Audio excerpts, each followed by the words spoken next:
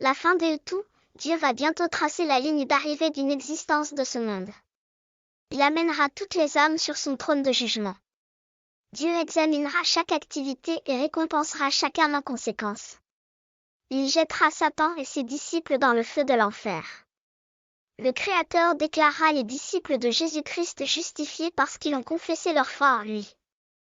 Les disciples de Jésus-Christ se verront accorder un accès permanent au ciel où ils jouiront de la paix et de la prospérité éternelle de Dieu. C'est ce qu'affirme l'Écriture sainte. Puis je vis un grand trône blanc et celui qui était assis dessus, de la face duquel la terre et le ciel s'enfuirent. Et il n'y eut plus de place pour eux. Et je vis les morts, petits et grands, qui se tenaient devant Dieu, et des livres furent ouverts. Et un autre livre fut ouvert, qui est le livre de vie. Et les morts furent jugés selon leurs œuvres, d'après ce qui était écrit dans les livres. La mer rendit les morts qui étaient en elle.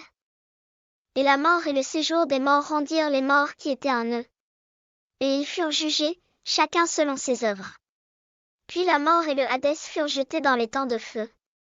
C'est la seconde mort. Et quiconque ne fut pas trouvé écrit dans le livre de vie fut jeté dans les temps de feu. Apocalypse 20, 11-15.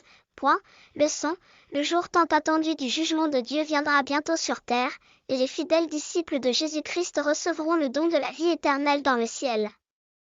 Satan et ses anges déchus recevront la récompense du feu de l'enfer. Les humains qui ont refusé d'accepter Jésus-Christ comme leur Seigneur seront également transportés dans le feu de l'enfer. Ils souffriront dans le feu de l'enfer pour toujours. L'enfer est un lieu contenant le feu inextinguible de Dieu qui brûle avec du soufre de haute qualité, Apocalypse 21h8. En attendant, le Dieu miséricordieux est toujours prêt à pardonner à un pécheur repentant. Il sauvera quiconque se repent de ses péchés et confessera Jésus-Christ comme Seigneur. Il est donc important que chaque âme prenne immédiatement la mesure appropriée pour confesser Jésus-Christ comme son Seigneur avant qu'il ne soit trop tard.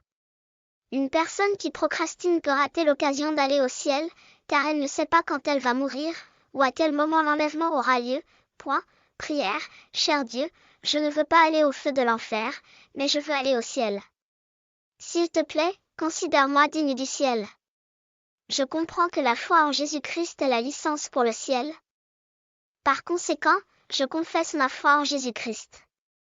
Je crois qu'il est le sauveur du monde, et je l'accepte comme mon Seigneur et sauveur personnel. Je vous prie de me pardonner mes péchés et de me donner la force de vous servir fidèlement jusqu'à la fin. Je t'en prie, écris mon nom dans le livre de la vie, et fais que je sois toujours digne de ton royaume éternel. Car au nom de Jésus-Christ mon Seigneur, je prie et je fais des déclarations de foi.